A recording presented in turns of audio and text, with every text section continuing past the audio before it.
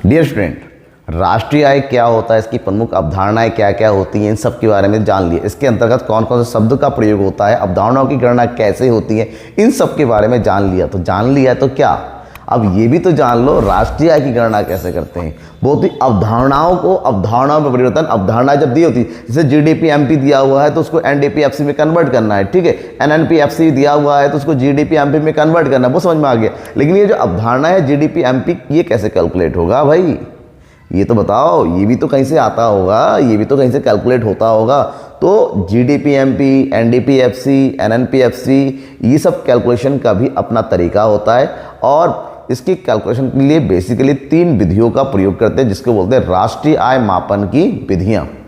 आज इस क्लास में, इस वीडियो में हम राष्ट्रीय आय मापन की तो 3 जो प्रमुख विधियां हैं, कौन कौन सी, उत्पाद विधि जिसको मूल्य वृद्धि विधि भी कहते हैं, आय विधि और व्यय विधि, उसमें से सबसे पहली विधि उत्पाद विधि के बारे में डिटेल से पढ़ने जा रहे हैं। तो उत्पाद विधि क्या है? उत्पाद मतलब उत्पादन करना। इसका मतलब क्या हुआ, हम जाके फैक्ट्रियों में क्या पूछेंगे कितना उत्पादन किया, कितना तो भाई वैल्यू बताओ, नहीं।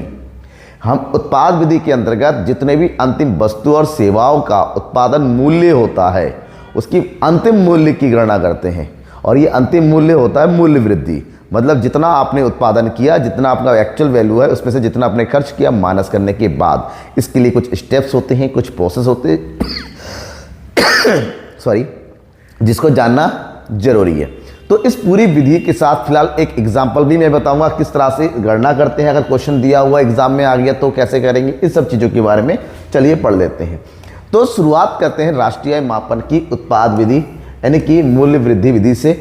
इस विधि के अंतर्गत जब भी हम राष्ट्रीय आय की गणना करना चाहते हैं तो हमें जितनी भी वस्तु और सेवा, अंतिम वस्तुएं, क्योंकि मध्यवर्ती वस्तुओं को राष्ट्रीय आय में शामिल नहीं करते हैं, अंतिम वस्तु और सेवाओं के उत्पादन मूल्य का योग किया जाता है। देश में उत्पादित समस्त वस्तुओं व सेवाओं के मूल्य का योग, जितनी भी वस्तु है, देखिए समस्त वस्तु और सेवाओं का मतलब होता है, यहाँ पर हम इसका मतलब केवल अंतिम वस्तु से लेंगे, मतलब ऐसी वस्तुएं जिनका उपभोग अंतिम रूप से उपभोक्ताओं के द्वारा किया जाता है, ऐसी वस्तु और सेवाओं के मूल्य की गणना की जाती है। इसके अंतर्गत एक वर्ष में जितनी भी वस्तु और सेवाओं का शुद्ध मूल्य ज्ञात, शुद्ध का मतलब होता है कि जो भी मध्यवर्ती वगैरह वस्तु की, जैसी बात है आप किसी वस्तु का उत्पादन कर रहे हैं तो फ्री भी तो नहीं होगा। वस्तु के उत्पादन करने के लिए, जैसे अगर चीनी का उत्पादन करना है तो शुगर चाहिए, फर्नीचर बनाना है तो लकड़ी चाहिए, कील चाहिए, मतलब हम रॉ मटेरियल का यूज़ करते हुए अंतिम वस्तु का निर्माण करते हैं। तो इसमें शुद्ध मूल्य की गणना की जाती है और उसको आपस में जोड़ने के बाद ही राष्ट्रीय आय की गणना होती है। समझ में आ गया? तो नॉर्मली क्या होता है, राष्ट्रीय आय की गणना करते हो स्टेप टू स्टेप होता है, ऐसा नहीं है नॉर्मली हो जाता है एक बार में, नहीं, स्टेप टू स्टेप, क्योंकि उत्पादन के मूल्य की गणना करना है, उसमें से मध्यवर्ती वस्तुओं को माइनस करना है, उसके बाद जो है घरेलू आय की गणना करनी है, फिर जाके राष्ट्रीय आय की गणना होती है स्टेप टू स्टेप। फिर उत्पादन मूल्य की गणना कैसे की जानी है ये भी जानना पड़ेगा।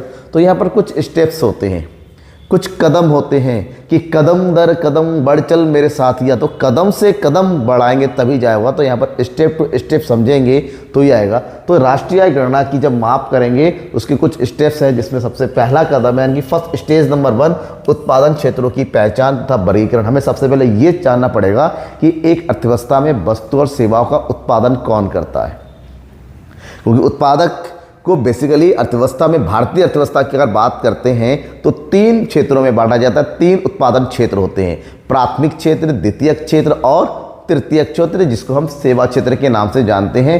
तो उत्पादन के 3 क्षेत्र है। पहला प्राथमिक क्षेत्र, जिसको बोलते हैं प्राइमरी सेक्टर। प्राइमरी सेक्टर के अंदर क्या क्या आता है, कृषि करना, वन के मछली पालन हो गया, पशुपालन हो गया, वानिकी हो गया, फूलों की खेती हो गया, औषधि का निर्माण हो गया, एवं उत्खनन हो गया, खनन हो गया, माइनिंग वगैरह, ये सब जो है जो प्रकृति से जुड़ा हुआ क्षेत्र होता है उसको हम प्राथमिक क्षेत्र बोलते हैं।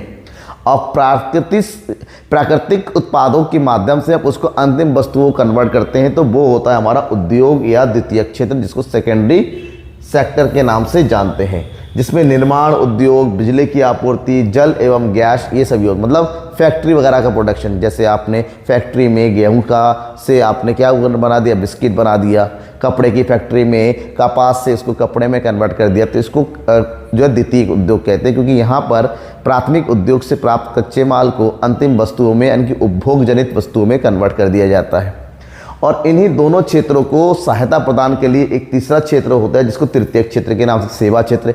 इसके अंतर्गत यातायात, संचार, व्यापार, सार्वजनिक प्रशासन, बैंक, बीमा, शिक्षा, चिकित्सा आदि सेवाएं प्रस्तुत की जाती है, ताकि जो इंफ्रास्ट्रक्चर है, आधारभूत सुविधाएं हैं, वो प्राप्त हो सके।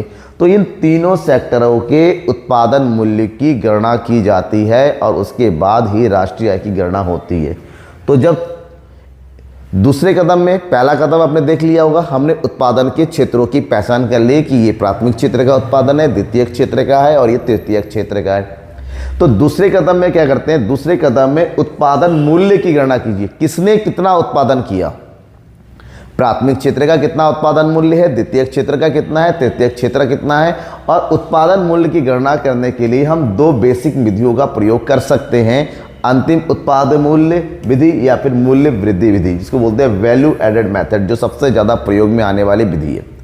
लेकिन इसमें जो अंतिम उत्पाद विधि है, ये क्या है, अंतिम उत्पाद विधि एक ऐसी विधि है जिसके अंतर्गत उत्पादकों के द्वारा उत्पादित अंतिम वस्तु और सेवाओं के मूल्यों को शामिल किया जाता है। इसके अंतर्गत जितने भी वस्तुएं हैं, सेवा है, उसके अंतिम मूल्य को शामिल किया जाता है। अर्थात अंतिम वस्तु और सेवाओं के कुल मूल्य में से हम मध्यवर्ती वस्तु के मूल्य को घटाते हैं, तब जाके यहाँ पर अंतिम वस्तु का मूल्य प्राप्त होता है। क्या है, जितने भी वस्तु और सेवाओं का उत्पादन हुआ, कुल उत्पाद मूल्य, जितनी भी वस्तु और सेवाओं का उत्पादन आपने किया, उसके लिए जो भी खर्चा हुआ यानी कि मध्यवर्ती वस्तु के मूल्य माइनस कर देंगे, तो उससे हमें प्राप्त होगा अंतिम वस्तु मूल्य। बेसिकली एक ऐसी विधि है जिसकी थोड़ा सा दिक्कत हो जाता है, क्योंकि अंतिम वस्तु की पहचान कैसे करेंगे इसकी प्रॉब्लम है। तो इसकी जगह दूसरी विधि का प्रयोग किया जाता है, मूल्य वृद्धि विधि।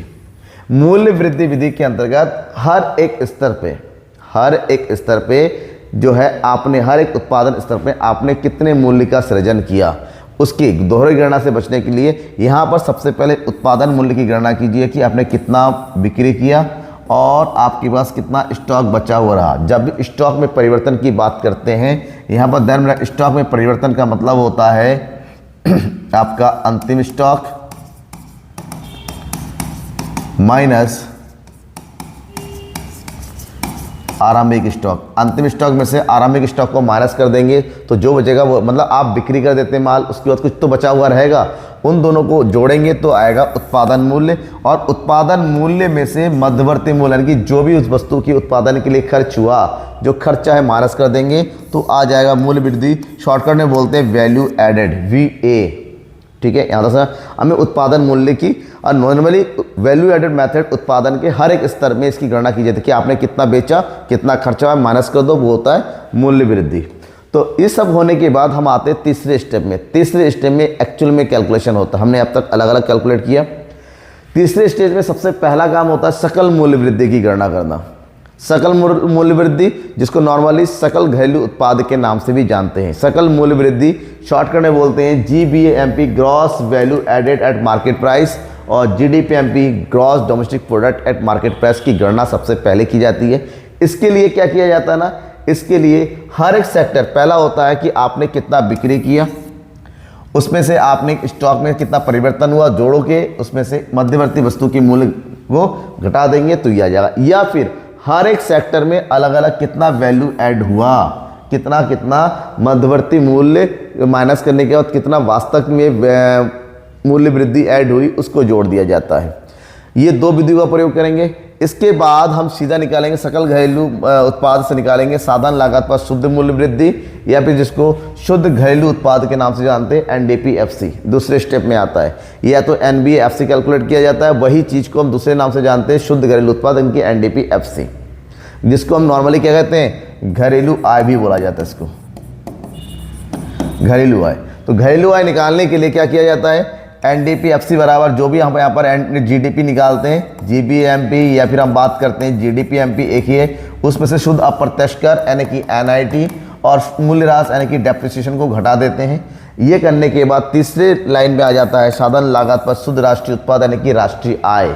इसी को हम क्या बोलते हैं, NPSC यानी कि राष्ट्रीय आय। तो राष्ट्रीय आय की गणना करने के लिए जो भी हमने घरेलू आय की प्राप्ति की उसमें विदेशों से प्राप्त शुद्ध साधन आय को जोड़ देंगे तो हमारा ये राष्ट्रीय आय की गणना हो जाती है। अब बात यह क्या सर, इन पूरे विधियों का प्रयोग करना पड़ता है एग्जाम में? क्या हर एक स्टेप नहीं, एग्जाम में आप 2 स्टेप में कैलकुलेट कर सकते हैं राष्ट्रीय आय को। कैसे? जब हम न्यूमेरिकल क्वेश्चन सॉल्व करेंगे सबसे पहला स्टेप में आप कैलकुलेट करोगे GDP MP या फिर GVA MP, सकल घरेलू उत्पाद या सकल मूल्य वृद्धि। इसकी गणना करने के लिए आप 2 मेथड का यूज़ कर सकते हो। अगर आपके पास सेक्टर वाइज प्रोडक्शन दे रखा है, प्राथमिक सेक्टर, द्वितीय सेक्टर या तृतीय सेक्टर, तो हम हर एक सेक्टर का वैल्यू एड निकालेंगे। Value added primary sector, value added of tertiary secondary sector और value added of primary sector, ठीक है, निकालेंगे। और वैल्यू एड का फार्मूला क्या होता है यहाँ पर, मूल्य वृद्धि बराबर होता है उत्पादन मूल्य यानी कि production value minus intermediate consumption यानी कि उसमें से मध्यवर्ती मूल्य को घटा देते हैं, तब आता है। या फिर इसकी जगह दूसरी विधि का प्रयोग करेंगे कि आपने कितनी बिक्री की, बिक्री करने के बाद आपके पास कितना स्टॉक बचा यानी कि स्टॉक में परिवर्तन, कितना स्टॉक बचा, और इसमें से हम मूल्य वृद्धि यानी कि मध्यवर्ती मूल्य को घटा देंगे। जैसे हमारे पास GDP MP आ गया, उसके बाद जो भी पूछा गया, मान लीजिए राष्ट्रीय आय पूछा गया आपसे, तो राष्ट्रीय आय की गणना करेंगे। राष्ट्रीय आय की मतलब NNP, शॉर्टकट पता होना चाहिए, NNPFC। राष्ट्रीय आय की गणना करने के लिए हमारे पास आ गया GDP MP, उसमें से हम डेप्रिसिएशन को माइनस कर देंगे, शुद्ध अप्रत्यक्ष कर को माइनस करेंगे और विदेशों से प्राप्त शुद्ध साधन आय को हम क्या कर देंगे, जोड़ देंगे। राष्ट्रीय आय की गणना हो जाती है। अब करेंगे सर कैसे, आपने तो आसानी से फार्मूला बता दिया, कैसे कॉल, तो सॉल्व करने के लिए एक एग्जाम्पल देता हूँ मैं आपको, ठीक है। एग्जाम्पल देने से पहले थोड़ी एक चीज़ है कि उत्पाद विधि से संबंधित प्रमुख सावधानी, कौन कौन सी चीज़ों को जो है सावधानी बरतनी जरूरी है। इसमें पुरानी वस्तुओं से व्यापारियों को जो दलाली और कमीशन होता है उसको शामिल करते हैं। सभी उत्पादक उद्यमों द्वारा किए गए स्वलेखा उत्पादन की जो उत्पादक होता है अपने खुद के कंजप्शन के लिए, खुद के लिए जो वस्तु, जैसे एक किसान अपने खेत में अनाज उगाता है, कुछ घर में रखता है, कुछ बेच के आता है, जो घर में रखता है उसका मूल्य भी इसमें शामिल किया जाता है। 100 भोग के लिए जो उत्पादन होता है उसका मूल्य शामिल होता है।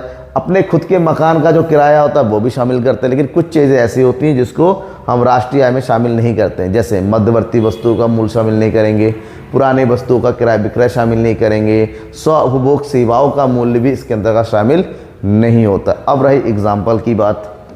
एग्जाम्पल जैसे कि क्वेश्चन इस तरह से पूछा था एग्जाम में, निम्नलिखित आंकड़ों से राष्ट्रीय आय की गणना कीजिए। राष्ट्रीय आय का मतलब हमें NNPFC की गणना करनी है। क्वेश्चन में कभी भी ये नहीं लिखा रहता है कौन सी विधि का प्रयोग करेंगे।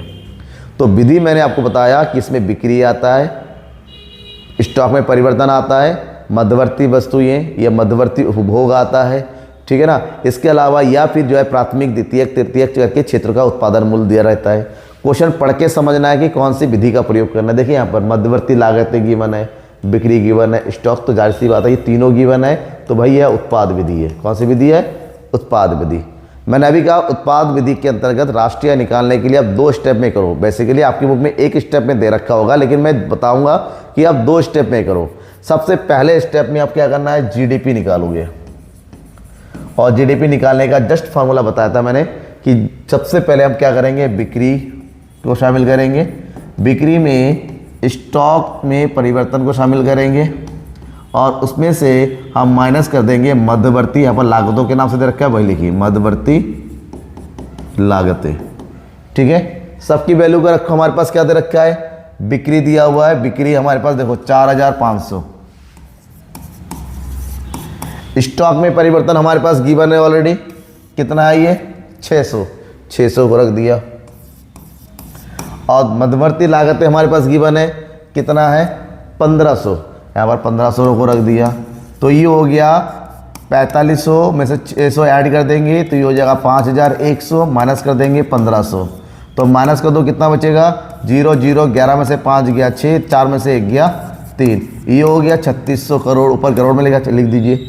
ये GDP आ गया, हमारा आंसर नहीं है, आधा आंसर आया, क्योंकि हमें निकालना है राष्ट्रीय आय। क्या निकालना है, राष्ट्रीय आय, जिसको बोलते हैं NNPFC। अब राष्ट्रीय आय निकालने का फार्मूला आपको पता नहीं है, लेकिन मैं जो ट्रिक बताया था ना पहले एक वीडियो में ट्रिक याद रखिएगा, हमारे पास है जीडीपी एमपी,